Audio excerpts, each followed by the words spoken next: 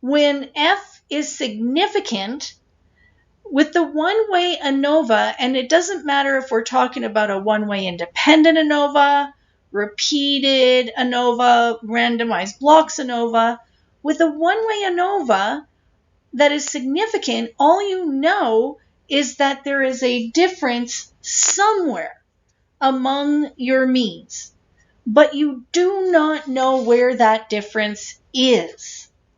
And that's where post hoc tests come in.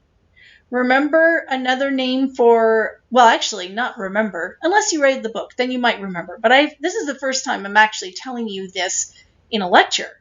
Another name for a post hoc test, these are also called a posteriori tests.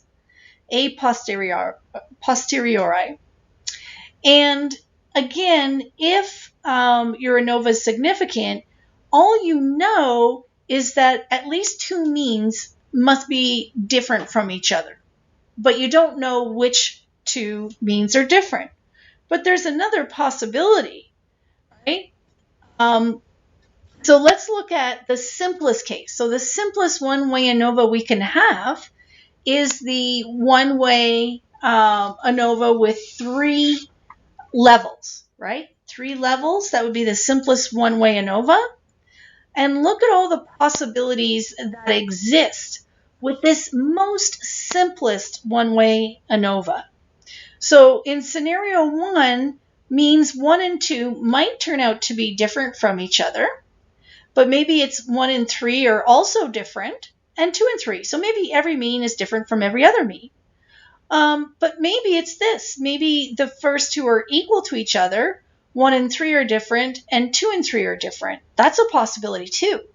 And the same thing here and down here. Look at all these different scenarios. You see why we need post hoc tests?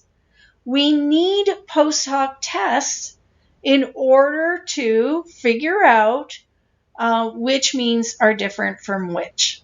All right? It's like me saying to you, I want you to go in the other room. There are 3 people in this other room, and I want you to tell me who's in love with who.